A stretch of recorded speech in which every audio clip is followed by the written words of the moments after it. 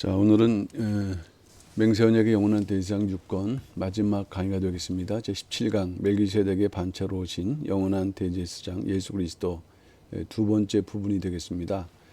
오늘 마지막 강의가 되다 보니까 그동안의 공부를 좀 종합하고 그러면서도 1권에서 6권까지 의미를 좀 정리한 가운데 지난주 강의를 이어서 마무리하는 그런 시간이 돼야 될 것 같습니다.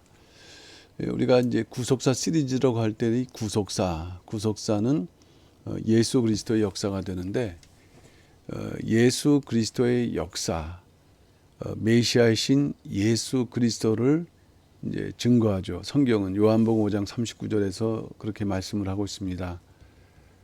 그런데 결국 성경은 신구약 성경을 볼 때는 그 예수가 메시아로 오신다는 약속, 언약인데 이 언약을 결국은 어떻게 증거한다 그랬습니까? 족보로 증거한다 그랬습니다. 그 세 가지 중요한 주제가 있는데 첫 번째가 여자의 후손, 창세기 3장 15절 말씀이죠. 여자의 후손. 그 다음에 두 번째가 아브라함과 다윗의 자손, 후손으로서의 메시아 예수 그리스도. 그 다음에 잘 드러나지 않지만 멜기세덱의 반처로 오신 그 대제사장으로 예수 그리스도. 이 또 하나의 중요한 구원의 흐름이 있다는 것입니다. 그것을 다 이제 족보로 입증을 했다고 했습니다.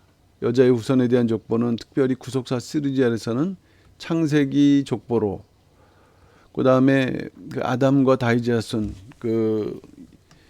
오신 것은 예수 그리스도의 족보로 해서 마태복음 1장과 누가복음 3장이라고 했습니다.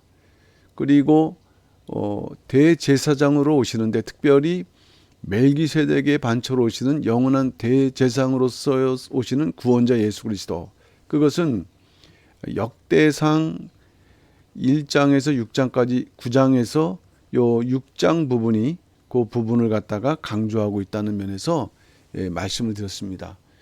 그러한 면에서 볼 때 우리는 이미 여자의 후손에 대해서 또 아브라함과 다윗의 자손에 대해서 공부하면서도 적어도 놓쳐서는 안 되는 중요한 하나의 그러한 큰 축이 바로 대제사장이신데 멜기세덱의 반처로 오시는 대제사장이라는 말씀이 되겠습니다. 그래서 6권에서는 이 마지막 부분 그 대제사장으로서 예수 그리스도는 어떤 분이신가라는 것을 이제 입증을 하고 있는데 이 결론적인 부분에서 이 대제사장으로서 예수 그리스도를 9가지 부분으로 그리고 결론으로 이렇게 해서 총 10가지 부분으로 이제 마무리를 하고 있을 때 지난 16강에서는 첫 번째부터 5번째까지, 그 다음에 오늘은 6번째에서 결론 부분까지 하면서 6권의 대단원의 막을 내리게 되는 것입니다. 근데 이제 이 내용을 볼 때는 히브리서 4장에서 10장까지를 볼 때 그 히브리 기자는 그 당시에 유대교에서 기독교로 개종한, 그러나 박해 때문에 다시 유대교로 돌아가고자 하는 유대인들, 유대 기독교인들에게 예수 그리스도의 대장 되심이 얼마나 우월한가라는 것을 입증하는 방식에서 이제 9가지로, 그러니까 그 휘선 박유신 목사님께서는 그것을 9가지로 말씀하면서 예수님께서 영원한 대제사장으로 오신 것을 다시 한번 입증을 하고 계십니다. 그래서 오늘은 이제 6번째에서 9번째까지로 이 멜기세덱의 반처로 오신 영원한 대제사장 예수 그리스도에 담겨져 있는 구속 경륜은 어떤 것인가 하는 것을 오늘 살펴봤으면 합니다. 6번째입니다. 예수 그리스도께서는 우리의 중보자이신 대제사장. 그러니까 일단 히브리서를 기본으로 한다면은 그 구약의 대제사장과 비교해 볼 때 이 중보자로서 더욱 탁월하시다, 우월하시다라는 것을 말씀하고 있습니다. 일단 이 부분은 중보자로서의 대상은 히브리서 8장 1절에서 13절에 나타나는데 막연한 중보자가 아니라 새 언약으로서 중보하시는 분이다. 새 언약은 더 좋은 언약이다. 더 좋은 언약으로 중보한다. 그 과거 그 옛 언약, 모세의 언약은 돌판에 새겨졌고 그것을 지키는 데 있었지만은 이 새 언약은 그 하나님의 말씀이 성도의 신비, 마음에 그 새겨지는 그 언약이니까 얼마나 좋습니까? 그 옛 언약은 때때로는 좀 두렵고 또 뭔가 지키지 않으면 안 되는 그런 긴장감을 주지만은 우리 마음에 새겨짐으로 인해서 하나님의 그 성령의 인도하심에 따라서 우리가 그 약속을 이루어갈 수 있는 그런 방법이기 때문에 마치 이 옛 언약이 아날로그 방식이라고 한다면은 이 새 언약은 디지털 방식 같은 새로운 방식이 되는 것이에요. 그러니까 비교가 안 된다는 말씀이에요. 거기다가 예수님은 완벽하게 중보자이시다. 사망과 음부의 권세를 깨뜨리고 부활하셨고 승천하셨고 그리고 승천하신 이후에는 보호자 우편에서 이제 자신의 보혈로 값주고 사신 교회와 성도를 위해서 계속적으로 중보사역 하신다. 중보사역. 이 중보사역이라는 것은 대립되고 적대적인 관계에 대해서 화해를 시키는 일이죠. 이러한 그 중보 역할을 하시는 분이 바로 예수 그리스도다. 예. 얼마나 위대한 대상이시냐는 것을 말씀하고 있는 것이죠. 더 나아가서는 사람들과의 관계가 아니라 하나님과 인간 사이를 화목케 하고 화평케 하는 중보. 예, 이 중보가 바로 예수 그리스도 구원 사역의 핵심이 된다는 것이에요. 하나님과 사람들 사이의 진정한 중보자 예수 그리스도. 대제사장이시기 때문에 중보자 될 수 있고 또 중보자로서 대제사장으로서 역사하신다. 디모데전서 2장 5절 하나님은 한 분이시요 또 하나님과 사람 사이에 중보도 한 분이시니 분명히 사도 바울은 이 예수님의 구속 역사를 중보라고 표현하고 있어요. 그리고 이런 중보의 온전한 완전한 역할을 하기 위해서 예수님은 참 하나님이시자 또 참 사람이시다. 그렇기 때문에 중보자의 자격이 있는 이러한 신성과 인성의 의미가 이렇듯 중보자의 자격을 이제 갖추시는 의미일 때 중보자로서의 대제사장이라는 것을 말씀을 하고 있습니다. 예수님께서 십자가에서 자신을 이렇게 단번에 들으시면 객관적인 구속사역의 완성이라고 한다면은 이제 천상에서 이렇듯 이 중보 기도하심으로 중보 사역하시고 뭔가 하나님과 인간과의 관계 그 관계를 연결하시는 이 사역은 여전히 이 땅에서만 대제사장이 아니라 천상에서도 대제사장의 직분을 계속적으로 사역하고 계시다는 그런 의미죠. 그 기도한다는 것이 힘들다는 것을 우리가 잘 아시는데 예수님은 하나님의 구속 역사가 이룰 때까지 이 매달리는 정도의 탄원의 심정으로 계속 기도하신 이런 중보자이신 대제사장이시다. 지금도 우리를 위하여 대언하시고 대신 말씀하시고 대신 기도하시는 중보사역. 언제까지? 산자와 죽은 자를 심판하시기 위해서 영광과 권능으로 재림하실 때까지 그 기도는 계속될 것이다. 우리에게 이런 분이 있다는 것을 믿을 때 얼마나 우리가 안심될 수 있습니까?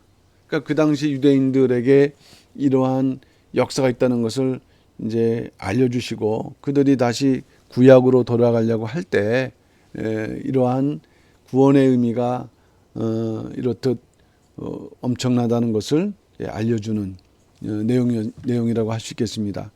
예수님께서는 천상에서 우리를 위해서 중보기도 하신다고 했는데 그 특성을 이렇게 한 6가지 정도로 이렇게 볼 때 첫째는 능력 있는 중보기도라고 했습니다. 야고보서 5장 16절 말씀 볼 때 의인의 강구조차도 역사는 힘이 많은데 예수님의 그 중보기도는 얼마나 그 힘이 강하신가. 두 번째는 계속적인 중보기도. 우리는 계속적으로 기도하지 못하지만 그 뜻을 이룰 때까지 변함없이 계속적으로 기도하신다. 히브리서 7장 25절 그가 항상 살아서 하나님의 자녀를 위해서 간구하신다. 적극적인 중보기도라고 했는데 이것이 마지못해 하는 형식적인 기도가 아니라 사랑의 근거에서 어쩔 수 없는 그러한 그 사랑에 의해서 적극적인 결단하면서 기도하는 기도가 되는 것입니다. 넷째는 이제 권위 있는 중보기도. 그 예수님께서는 성자신데 성부 하나님으로부터 하늘과 땅의 모든 권세를 받으셨죠. 마태복음 28장에 기록되어 있는데 세상 사람은 물론 하나님의 천사라도 침범하지 못하는 절대 권위의 기도가 예수님의 중보기도이고, 다섯 번째는 특수한, 일반적으로 우리가 뭔가 우리의 문제를 해결하는 단순한 차원이 아니라 여기 보게 되면은 그 하나님의 구속 경륜을 이루시는 우주적인 기도라고 말씀했거든요. 우리도 중보기도를 하죠. 우리가 다른 사람을 위해서 기도할 때 그걸 중보기도라고 해요. 그렇지만 예수님께서 중보하시는 기도는 하나님의 백성에 대한 구원을 목적으로 해서 결국 그 과정을 통하여 구속 경륜을 이루어가시는 어마어마한 우주적인 기도일 때, 예수님께서 천상에서 기도하시기 전에 그 중보기도의 모습을 보이신 것이 바로 요한복음 17장입니다. 겟세마네 동산 올라가시기 직전에 그 제자들하고 이제 성만찬을 하시고 유다는 그 길을 떠나고 그 마지막 기도하시는 그 가운데에서 첫 번째, 전체 성도들의 안전과 연합이라고 했다면은 그 당시뿐만 아니라 그들을 통해서 믿게 되는 이후의 모든 그 재림 직전의 성도들을 포함하는 거죠. 안전과 연합. 두 번째, 기쁨과 충만. 세 번째, 악에 빠지지 않게 보전. 악에 빠지더라도 다시 회개하면서 그 은혜를 지켜갈 수 있도록 보전. 네 번째, 거룩함. 거룩해야 새 예루살렘 성에 들어갈 수 있기 때문에. 그 다음에 다섯 번째, 세상을 향한 복음전도. 이 복음전도의 역사가 확장되고 또 하나님께서 정하신 숫자가 이루어져야 뜻이 이루어지니까 그것을 위해서도 중보기도 하셨고, 그 다음에 여섯 번째, 온전함을 위해서, 그리고 마지막 일곱 번째, 천국 생활이 반드시 이루어질 수 있도록 이렇게 중보기도를 하셨던, 특별한 특수한 중보기도를 하셨다라고 말씀을 드릴 수 있겠습니다. 마지막 여섯 번째는 예방적 중보기도라고 할 수 있겠는데, 예방한다. 그러니까 사전에 범죄하지 못하도록 막는다라는 의미가 있는 거죠. 예방적 기도. 우리들이 범한 죄에 대해서 죄를 짓지 않도록 했지만 또 죄를 짓지 않을 수가 또 없을 경우가 있지 않습니까? 그것에 대해 통분, 권면, 책망하시면서도 다시 앞으로 범죄하지 말라. 이렇게 우리에게 그 용기를 주시고 또 성결함을 주시고 또 능력을 베풀어 주시는 이러한 그 기도. 그래서 이러한 기도가 살아있는 한 우리가 또 살아가면서 이러한 하나님 앞에 범죄한다고 할지라도 다시 힘을 얻어서 승리 생활할 수 있는 그런 길을 열어주신다. 요한일서 2장 1절 말씀 보면 나의 자녀들아 내가 이것을 너에게 쓰면 너희로 죄를 범치 않게 하려 함이라 할 때 이 부분은 물론 사도 요한이 이제 그 당시 성도들을 위해서 말씀하는 부분이지만은 그 모형은 바로 예수님께서 겟세마네 동산에 올라가기 전에 기도하신 그 기도 속에 있다는 말씀이에요. 죄를 범치 않게 하려 함이라.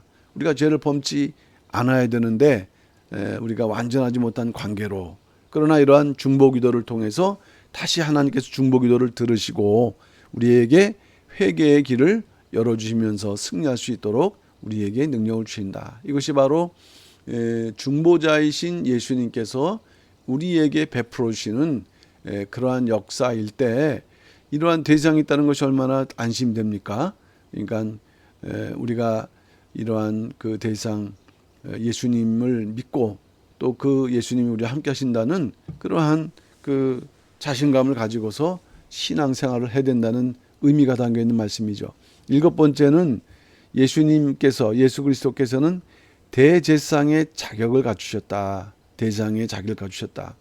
사실 그 구약 율법에 의하면은 대제사장은 아론의 계통 속에서밖에 나올 수밖에 없습니다. 그러나 육신적으로 예수님은 유다 지파거든요. 그러니까 대제사장의 자격이 있는가라는 것에 대해서 그 당시도 회의할 수가 있지만 예수님은 그 이상의 조건을 갖추신 분이다.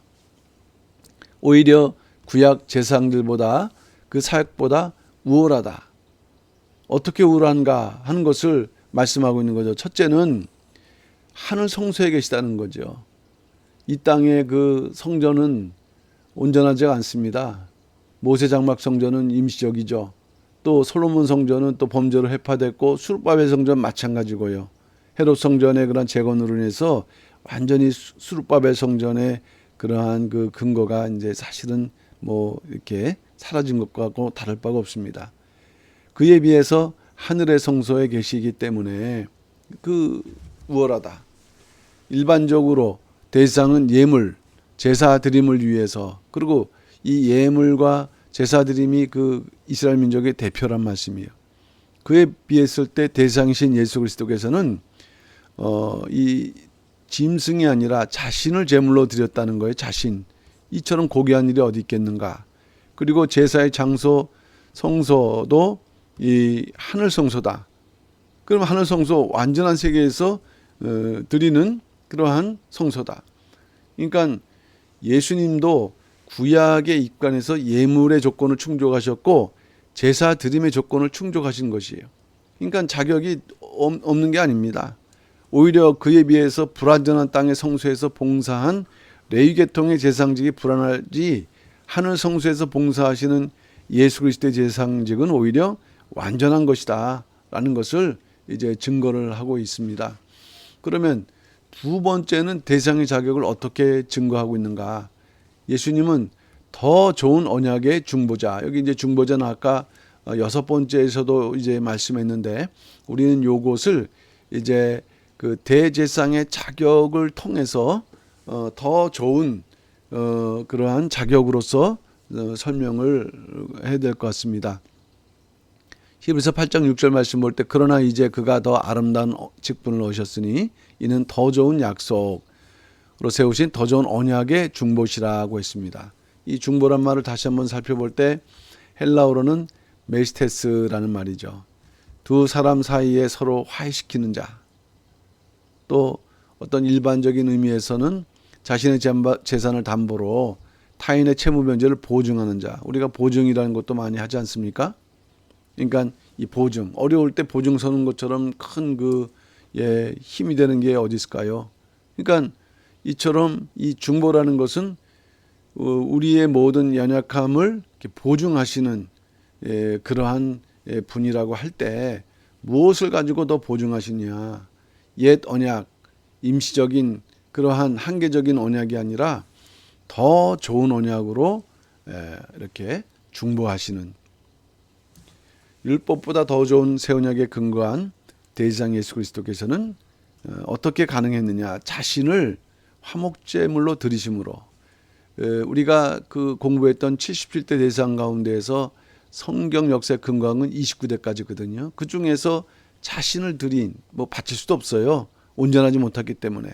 근데 유일하게 자신을 화목제물로 드리신 이러한 제사장이 없죠. 그렇기에 하나님과 사람 사이에 화목을 이루셨던 것이에요. 그러니까 참으로 진정한 중보자다. 예수님은 참으로 진정한 중보자다.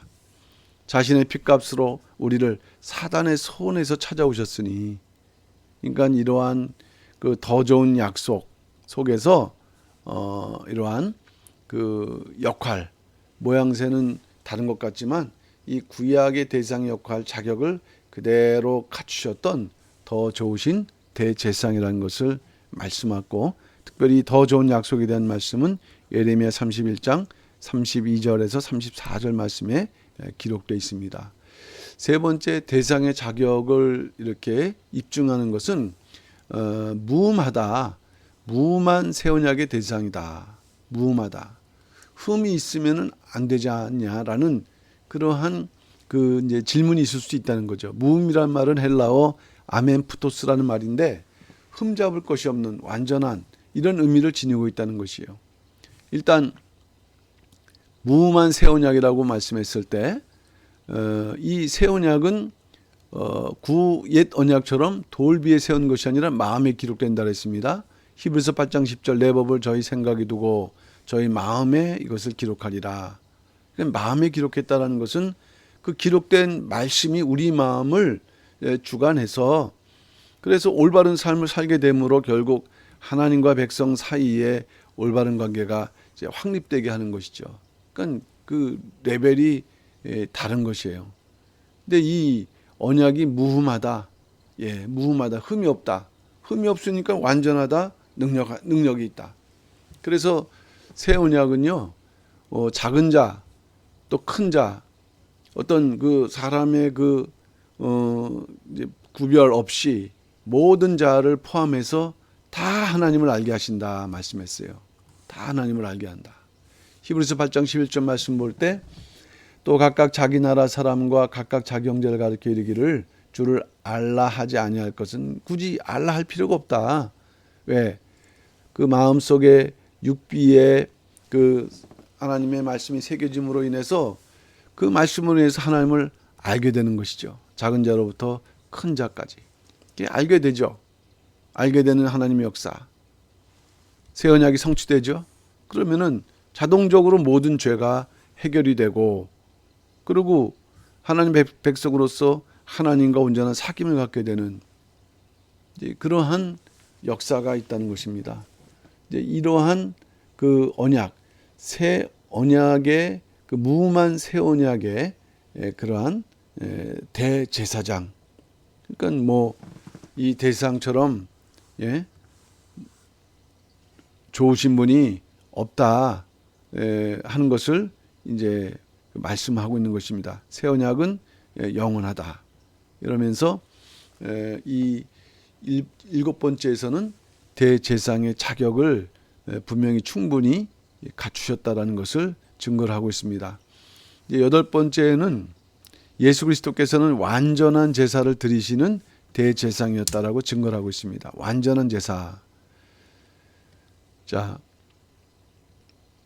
대제사장으로서 예수 그리스도의 사역이 구약 제사장보다 이제 우월한 것은 아까 말씀했던 새 언약에 근거했고요. 그 다음에 완전한 제사이기 때문인데, 그러면은 예수님이 드리신 제사가 어떻게 해서 완전한 제사이냐 할 때, 첫째는 이 예수님의 제사는 영원한 속죄를 이루시는 제사이기 때문이라 그랬어요. 영원한 속죄를 이루시는 제사. 영원한 속죄. 그러니까 그 예수님께서는 이제 다른 제물이 필요 없고 자기를 제물로, 그것도 1회 한 번으로 영원히, 이것이 예수님의 속죄의 그 아주 본질이에요. 그 피를 드렸는데 한 번으로 영원히. 그러니 우리가 그것을 알 때 우리의 죽은 양심을 스스로 깨우치는 게 아니라 성령의 은혜로 깨닫게 되면서 깨끗게 되면서 또 온전한 마음을 하나님의 섬기게 하는 능력이 있는 그러한 제사가 된다는 것이에요. 이러한 근원, 예수님의 이러한 그 능력의 역사는 역시 예수님을 믿고 순종하는 모든 자에게 영원한 구원의 근원이 되신다. 이러한 그 근원이 있기 때문에 예수를 믿는 자들에게도 그러한 길이 열릴 수 있다는 것입니다. 그래서 이러한 그 영원한 속죄를 이루는 제사 때문에 예수님을 힘입어서 하나님께 나아가는 자들을 온전히 구원하신다. 온전한 속죄를 이루신 완전한 제사다. 둘째는 이 제사는 영원한 기업을 약속으로 주시는 제사라고 말씀했어요. 영원한 기업을 약속으로 주신다. 그저 죄를 사하는 그런 행위에 있지 않고 또 여기에 약속이 있는데 그 약속은 영원한 기업, 천국이죠. 새 예루살렘. 히브리서 9장 15절 이를 인하여 그런 새 언약의 중본이 이는 첫 언약 때의 범한 죄를 속하려고 주구사 부르심을 입은 자로 하여금 영원한 기업의 약속을 얻게 하려 함이라. 그러니까 예수님을 영원한 대상으로 믿는 그 자들, 물론 처음에는 이제 예수님 믿는 그 단계지만 그 속에 이렇게 영원한 대상으로서 예수님이 있는 거죠. 그래서 우리가 그 믿음을 가질 때 영원한 기업을 보장받는다. 만세전에 택하신 자녀들을 부르시는 하나님으로부터 나오는 그 믿음, 이 믿음도 우리가 스스로 만들어낸 얻은 그거가 아니라 하나님께 주시는 믿음인데 은혜의 선물이죠. 에베소 2장 8절 말씀 볼 때, 그럴 때 그 믿음을 선물로 받은 그 결과는 뭐냐? 영원한 기업이다. 부르심 받은 자라는 것을 우리가 믿을 때 반드시 우리는 영원한 기업의 소유주가 된다는 소망을 갖고 우리가 반드시 승리해야 될 줄로 믿습니다. 그래서 이러한 약속들, 이 약속이 그렇게 될까? 그 믿음 없는 자는 그렇게 의심할 수 있지만 이거는 이미 성경을 통해서 결과 보장이 확실한, 그 이유는 이것이 맹세로 보장되었다. 맹세, 지난번에 말씀했지만은 이것은 7번 약속이란 말이에요. 지키지 않으면은 완전히 사망, 무시무시한 약속이거든요. 그러니까 결국 우리는 믿기만 하면 되는 거지만 이 믿기만 하면 되는 그 배경 속에는 이와 같이 맹세가 약속되어 있으니까 절대적으로 이루어질 것이다. 그러니까 결국 우리는 이제 시작할 때 우리가 확신한 것들을 끝까지 견고히 잡기만 해라. 그냥 가기만 하면 돼. 그것만 붙들고 가면 된다. 지난번에 영혼의 다시에 대해서도 말씀했지만은 이 다시 그 소망의 항구에 내려져 있기만 한다면은 어디 가지 않는다는 거예요. 파도가 오죠. 그래도 다시 든든하면은 떠나지 않습니다. 견고히 붙잡으면 그리스도와 함께 우리는 영원한 기업에 참여하게 되는 자가 될 것이다. 예, 이러한 축복의 세계가 바로 이 믿음의 세계라는 거. 그러니까 얼마나 우리가 좋습니까? 그러면 세 번째로 완전한 제사는 뭐냐? 이거는 단번에 드리는 제사이기 때문에 완전하다. 그 레위 계통의 제사와 비교를 해볼 때 죄를 완전히 해결하지 않고 임시적인 해결이었기 때문에 제사를 계속 반복했습니다. 그래도 하나님께서 또 제사, 그 하나님의 규례대로 그 제사를 드릴 때 분명히 죄사함이 있어요. 그렇지만 근본적인 해결은 되지 못한다. 그러나 예수님의 제사는 단번에 한 번 더 필요가 없다는 얘기예요. 같은 제사를 반복할 필요가 없다. 시간적으로도 다른 시간에 있지만 믿음이 그것으로 이렇게 연결되는 거죠. 그러니까 이처럼 이 시간과 공간을 초월하면서도 한 번으로 모든 것을 이루는 그러한 제사, 이것이야말로 완전한 제사가 아니냐. 단번에 한 번으로 영원히 있습니다. 온전케 하시는 그러한 제사. 이 제사가 온전하기에 히브리서 10장 12절 오직 그리스도는 죄를 위하여 한 영원한 제사를 드리시고 하나님의 우편에 앉으셨다라고 말씀했어요. 영원한 제사. 임시적이지 않고 그 공연은 영원까지. 그래서 예수 그리스도는 더 좋은 소망이시고 더 좋은 언약의 보증이시고 더 좋은 언약의 중보시고 더 좋은 제물이시다. 우리가 이러한 구원의 은총을 입고 살아가는 그런 그 성도지만 또 이렇게 구속사 시리즈 6권을 통해서 다 우리의 믿음을 풍성하게 이렇게 말씀으로 이끌으시는 것이죠. 이제 마지막 9번째가 되겠습니다. 결론 앞부분 9번째. 예수 그리스도는 어떻게 해서 우울하느냐? 자기 몸을 제물로 드리신 순환의 대상이다. 우리가 아무리 구약 때 훌륭한 제상이 있다 할지라도 이런 제상은 없었다. 그러니까 절대로 떠나서는 안 된다 하는 것이죠. 이제 아까 4장에서 10장이라 했거든요. 그러니까 마지막 부분 이제 10장까지 왔습니다. 그러니까 이것을 이제 마지막으로 결론 짓는 부분이에요. 우월성을 논증하는 결론. 지금까지 논증을 이제 반복적으로 정리하면서 예수 그리스도의 우월성을 마지막으로 정리하는데 결론은 뭐냐? 다시 죄를 위하여 제사 드릴 것이 없다. 그 한 번의 제사로 우리가 계속 구원을 이루어갈 수 있다. 제사함과 속죄와 구원을 이루어갈 수 있다. 히브리서 10장에서 특별히 강조한 것은 예수님께서 한 제물이 되셨다는 이런 말씀인데요. 한 제물. 이거는 하나의 제물이에요. 하나의 제물. 뭘까요? 자기 몸. 몸으로 드린 제사. 대상은 제물이 필요했고 자신이 제물이 될 수 없었어요. 그러나 예수님께서는 자기의 몸, 한 제물, 더 필요가 없어요. 그 예수님의 몸 자체가 제물이 되었어서 더 제물 제사 드릴 필요도 없었고 이제 우리를 대신해서 완전한 속죄 제물이 되신 것이죠. 요한일서 2장 2절 저는 우리 죄를 위한 화목 제물이니 우리만 위할 뿐만 아니라 온 세상의 죄를 위함이라. 그러니까 여기서 온 세상이라는 것은 공간적인 의미뿐만 아니라 시간적, 언제까지? 재림 전까지. 놀라운 구원의 역사가 아닐 수가 없습니다. 구약의 제물은 흠과 티가 없어야 됐고, 마찬가지로 예수님도 완전한 제사를 드리기 위해서는 완전한 자격을 갖춰야 된다. 뭔가 흠과 티가 없어야 된다. 그러니까 다시 말하면은 죄를 범한 적이 없고 죄를 알지 못하시고 죄가 없는 분이라는 것을 말씀하는 것이에요. 그런 분의 그 보배롭고 값진 피는 십자가에 죽기까지 순종이라는 과정을 통해서 죄인을 대속하시기에 조금 더 흠이 없는 제물이라는 것은 누구도 인정하지 않을 수가 없죠. 그래서 그 예수님이 그 제물로서 합당한 이유 5가지를 거룩하다, 악이 없다, 더러움이 없다, 죄인에게서 떠나 계시다, 하늘보다 높이 되신 자다라고 5가지로 오중으로 반복적으로 강조하시면서 결국 예수님은 흠없는 제물이시자 흠없는 참 대상이시다. 그리고 이 대상이신 예수 그리스도를 쫓아가야만 한다라는 것을 강조하고 증거하는 것이죠.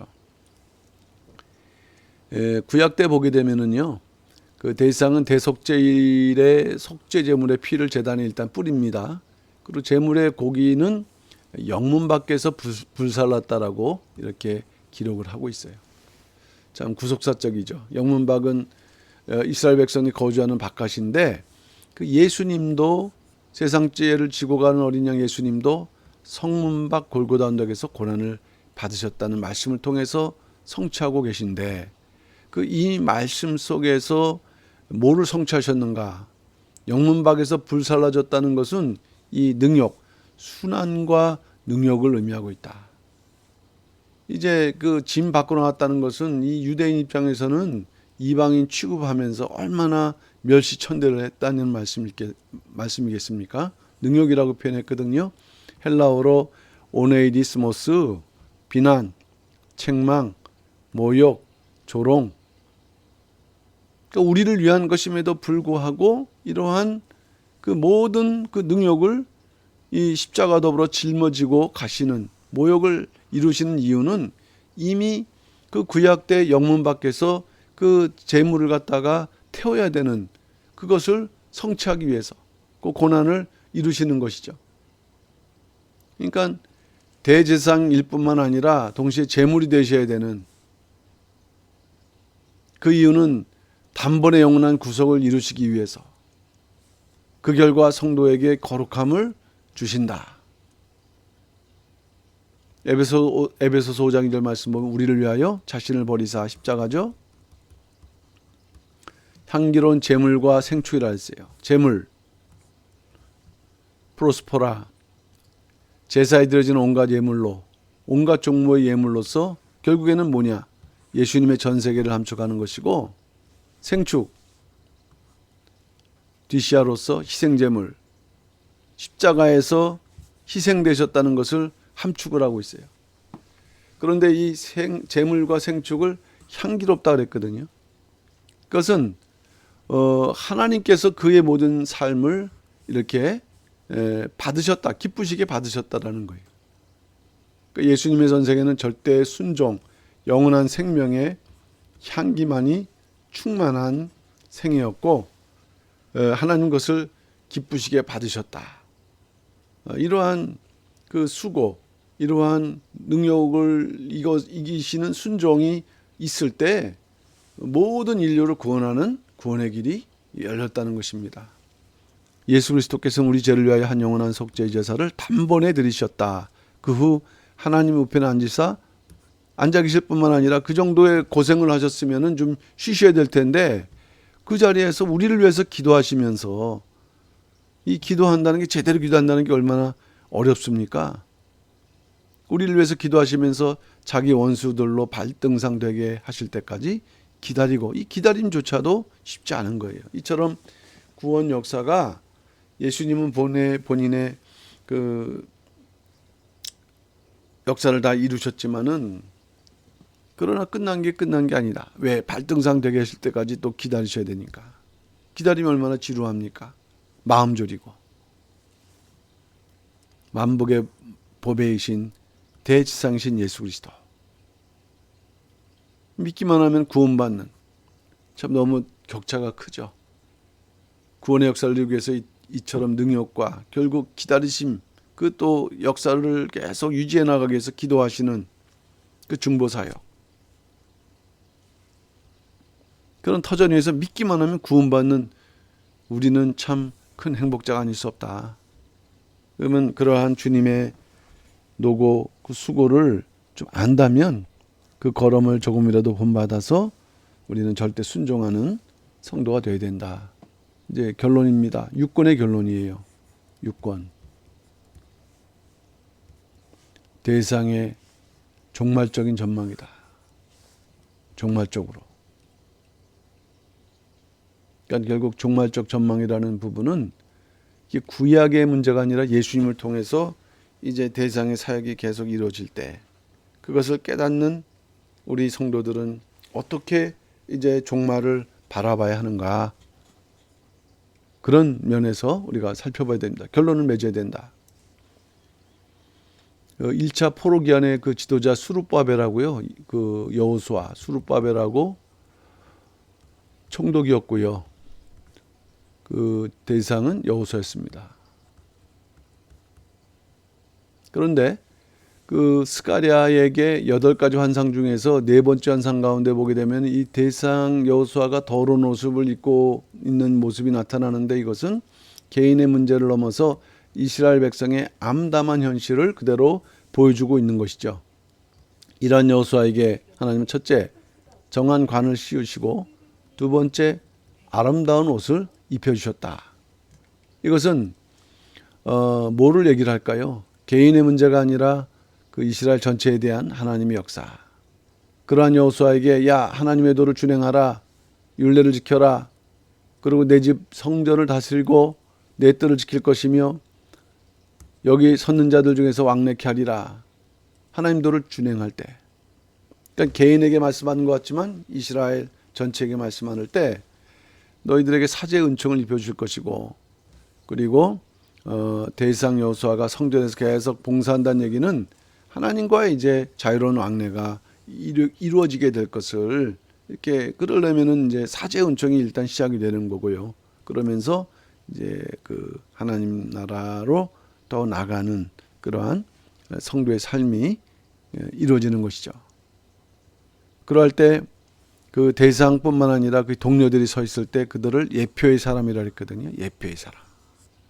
이 뭐를 예표하느냐? 여호수아는 영원한 대상신 예수님을 예표하고, 그 옆에 있는 동료 제사장들은 예수님의 대속 사역으로 제사장이 된 성도들을 예표한다. 예. 이건 결국 종말적 전망이라는 것은 앞으로 그 구속 역사, 재림을 바라보면서 대제사장이라는 주제를 통해서는 어떻게 성경에 그 예언되어 있고 이루어질 것인가. 그래서 영원한 대상으로 오실 예수님을 두 가지로 표현한다. 우리는 주로 예수님은 재림 예수로 오신다만 말씀했지만 영원한 대제사장으로도 오신다. 영원한 대제사장으로 오신다. 어떻게 표현되어 있느냐? 그 순으로 오신다는 그 매언을 통해서 결국 대제사장 예수님으로 오신다. 순. 스가랴 3장 8절은 구약이지만은 또한 초림과 재림을 망라하는 대단히 그 어떤 계시적이고 종말적인 성경이죠. 내가 내 종 순싹을 나게 하리라 하면서 순이라고 그랬어요. 순. 히브리어 체마운데 이제 나무가지에서 막 돋아나는 싹이죠. 땅에 솟아나는 움을 말하는 거예요. 그러니까 이 구약 성경을 보게 되면은 이 체마으라는 순 혹은 싹이라는 말을 통해서, 자, 순이란 이름하는 사랑, 스가랴 6장 12절이죠. 여호와의 싹, 이사야서 4장 2절이죠. 한 의로운 가지, 예레미야 23장 5절, 33장 15절이죠. 모두 예수 그리스도를 가리키는데 왜 예수님, 메시아를 이렇듯 순, 싹으로 표현하냐 할 때, 이것은 그 메시아가 이 땅에 오실 때 너무나도 약하고 보잘것없고 비천한 모습으로 오신다는 것을 예언하고 있는 거예요. 강하신 분이고 능력 있는 분이지만 누구 때문에? 인간들 때문에. 아무리 그 왕이라 할지라도 알아주지 못하면 왕이 됩니까? 왕이 일반 복장을 하고서 이렇게 시찰할 때 왕을 알지 못하니까 그 어리석은 백성들이 예? 그 왕을 갖다가 함부로 이렇게 대하게 되면은 왕이 거기서 내가 왕이라 얘기한들 믿어줘야 더 맞지. 그러니까 더 약해지고 그들을 눈높이에서 맞추느라고 약해지고 보잘것없게 보이고 그들로 하여금 비천하게 보이는 그러한 이 역사가 있다는 거. 그렇지만 이수는 그 이렇게 튀어나오는 싹으로만 있는 게 아니라 이제 자라서 큰 역사, 성전을 건축하는 역사가 있다는 것을 예언하고 있는데 스가랴서 6장 12절 보라 순이라 이름하는 사람이 자기 곳에서 돋아나서 이제 여호와의 전을 건축하리라. 맨날 비천하고 있는 데지 아니고 이제 왕으로 오실 때가 있다. 그때 성전이 건축된다. 성전은 뭘 가리킬까요? 이거는 예수님께서 오셔서 십자가 대속 부활의 승리를 이루신 신약교회를 상징하는 것이고 마지막 재림 통하여 영원한 하나님 나라를 이루실 것을 의미하고 있는 것이에요. 예, 이러한 역사. 또 한 돌로도 예언되어 있다. 대제사장으로 오시는 그 예수님을 한 돌로도 예언하고 있다. 스가랴 3장 9절 말씀이죠. 만군의 여호와가 말하노라 내가 너 여호수 앞에 세운 돌을 보라 한 돌에 7눈이 있느니라 내가 새길 것을 새기며 이 땅의 죄악을 하루에 제하리라 말씀했어요. 한 돌이 있는데 그 돌에 새길 것을 새기다 보면은 흠집을 내야 되지 않습니까? 사실은 흠집을 낸다는 거는 이 표면이 찢어지는 모습을 보여준다는 얘기예요. 예수 그리스도의 순환, 초림을 의미하는 거죠. 한 돌이 찢겨진 결과 이 땅의 죄악이 제하여진다. 여기서 하루, 이 땅의 죄악을 하루에 다 제한다고 할 때 그 구약의 대속죄를 예표하는 완전한 구속의 날이라고 말씀했어요. 구속이 완전해지는, 완성이 되는 그러한 역사. 십자가의 달리심으로 이제 그러한 구원의 역사가 이루어지는. 그러나 넓게는 또는 궁극적으로는 주님의 재림, 하나님 나라가 완성되는 이제 그 유다 땅의 구원 역사를 발판으로 마지막 온 세상의 죄악을 영원토록 제하시는 그러한 초림과 재림의 역사. 결국 이제 최종적인 그날이 되면은 포도나무와 무화과 나무 아래로 서로 초대한다라고 말씀했는데 이 포도나무와 무화과 나무의 비유는 솔로몬 왕 시대의 최대의 번영과 평화를 가리키는 표현이에요. 이것은 초림과 재림을 다 표현하는데 예수님께서 십자가 달리심으로 구원을 이루신 것과 또 궁극적으로 주님의 재림을 통해서 하나님 나라에서 영원한 평화와 영원한 번영을 누리게 하시는 그런 예언의 그러한 말씀. 대상을 통해서 이루시는 그러한 말씀. 근데 한 돌을 확장해서 7눈이라고 말씀했습니다. 한 돌에는 7눈이 있다. 요한계시록 5장 6절 말씀 볼 때는 재림하신 어린 양에도 7눈이 있다 그랬어요. 7 완전수죠. 그럼 7눈, 눈이라는 건 보는 건데 뭐 모르는 게 없다. 전지전능하시다. 하나님의 전지전능을 나타내는 거예요. 재림하신 주님의 전지전능을 말씀하고 있는 것이죠. 그 전능하신 이제는 비천하고 그 연약한 그런 싹이 아닙니다. 이제는 왕으로 오심으로 인해서 전지전능함으로 결국 모든 질고 속에서 중단 없이 전진되었던 구속사의 종지부를 찍고 그것을 완성시키는 그런 역사가 있을 것이다.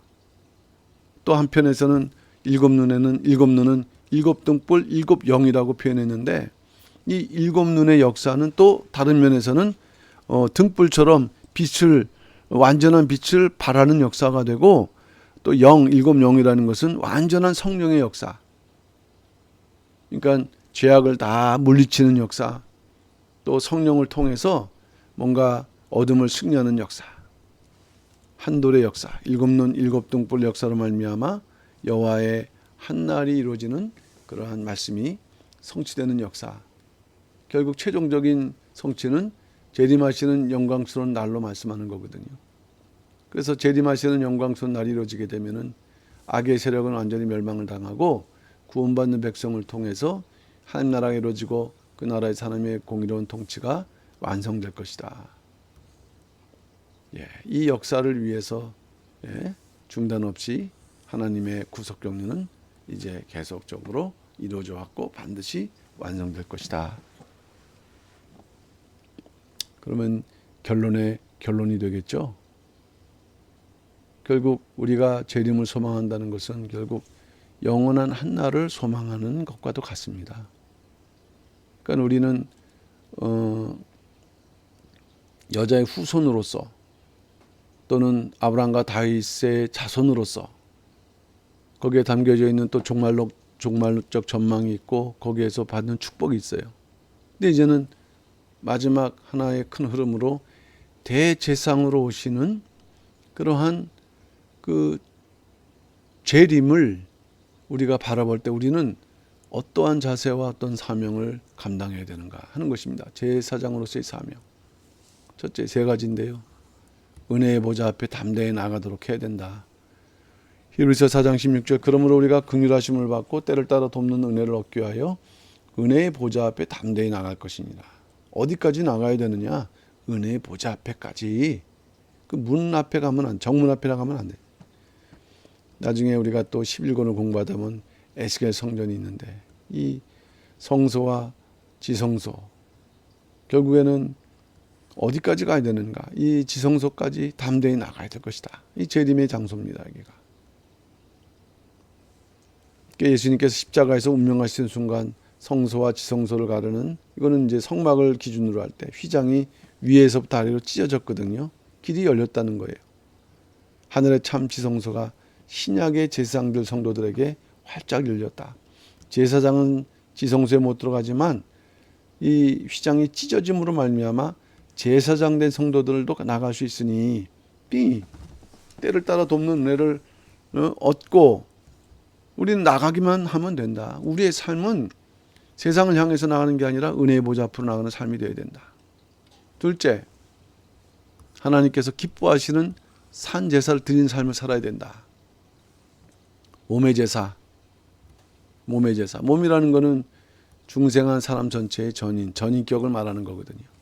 그러니까 우리가 교회에 나와서 예배드리는 것만으로가 아니라 모든 삶을 말하는 것을 말씀을 해요. 제사장으로서의 성도라고 한다면 감사의 제사를 드려야 되는데 그 하나님께서 베풀어 주신 은혜에 대한 성도의 고마움을 늘 가져야 된다.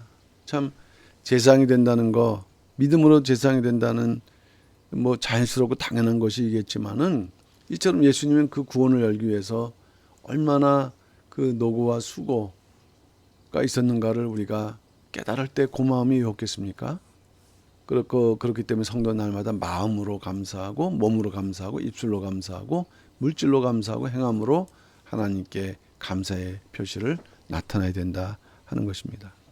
그래서 우리가 또 이 입술이라고 할 때는 찬미의 제사라고 했는데 이 찬미의 제사라는 의미는 하나님의 이름을 증거하는 입술의 열매라 했어요. 그저 단순하게 찬송을 부르는 것만을 의미하는 게 아니라 반드시 하나님의 이름을 증거하는 삶 속에서도 하나님의 이름을 증거할 때 그것이 바로 찬미의 제사가 된다.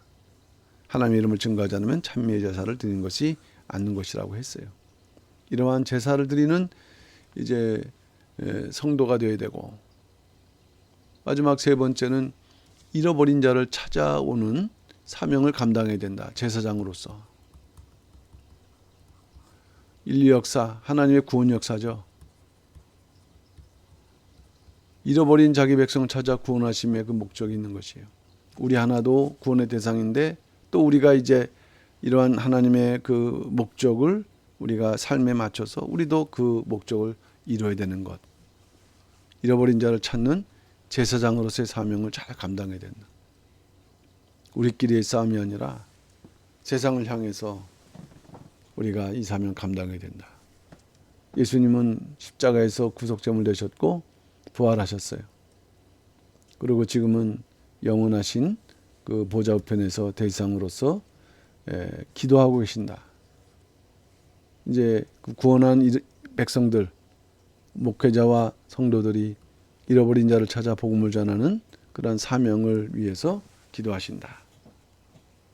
그러니까 이러한 대상의 사역은 재림 때까지니까 지금도 계속 중단 없이 계속될 것이다. 그것을 안다면 우리 역시도 그런 면에서 우리의 사명이 무엇이고 그런 노력을 절대로 소홀히 해서는 안 된다는 것입니다. 이제 마지막 부분이 되는데 어쨌든 이 결론적인 부분 제목은 멜기세덱의 반차를 줬는 영원한 대상이라 했습니다. 유다 지파지만은 이 별다른 제사장 이 멜기세덱이라는 반차 그 구원의 흐름이 있고 그것을 이루신 분이 있고 또 그 길을 우리가 따라갈 수 있는 길이 있다는 것을 말씀했습니다. 그래서 예수님은 이와 같은 제상으로도 다시 온다. 반드시 영광스럽게 성취될 것이다. 라는 것을 이제 성경님이 말씀했고 시선 박윤식 목사님께서는 구속사 시리즈 6권을 통해서 이러한 구속 경륜을 우리에게 말씀했습니다. 그동안 공부했던 내용들은 책에 다 있는 부분을 요약한 것에 불과한데 그래도 이렇게 책을 읽고 또 이 강의를 또 우리가 이제 들으면서 이렇게 공부할 때 이 구약뿐만 아니라 그 구약을 통해서 이 종말까지를 이렇게 조망하고 전망하게 하는 이런 내용은 참으로 귀하구나 새삼 느꼈습니다. 어쨌든 이제 우리가 목회자로서 때때로는 성도로서 날마다 하나님 보좌 앞에 나아가자. 그러니까 산제물을 바치는 그런 신령한 제사를 드린 삶을 살자. 어떤 고난이 온다 할지라도 인내하고 진심으로 감사의 마음을 잃지 말고 그리고 마지막 사명 잃어버린 자를 찾아서 복음을 전하는 그 제사장의 사명 이것은 목회자에게만 국한된 것이 아니라 모든 성도에게도 이 제사장의 사명 멜기세덱의 반차 줬는 영원한 제사장 앞에서는 우리 모두가 제사장인 것이죠. 이러한 사명을 주셨음을 감사하고 충성하는 삶을 살아야 된다 하는 것이 이 6권의 결론이라고 하겠습니다. 그동안 수고 많이 하셨고 이제 5권, 6권을 2021년도에 공부를 하셨는데 이후로도 중단 없이 계속 이 구속사 시리즈가 이제 12권까지 이게 왕관을 이렇게 바라보고 있습니다.